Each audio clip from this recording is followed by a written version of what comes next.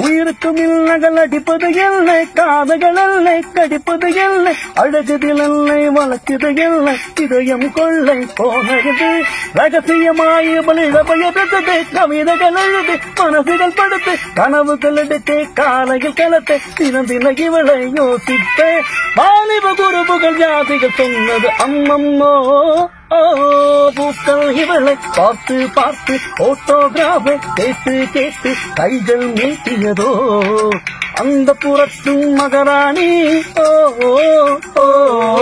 அந்த புறத்தும் மகராணி அழகிய லைலா அவள் இவளது ஸ்டைலா சந்தன மேலா இவள் மன்மது குயலா அடடா பூவின் மாநாடா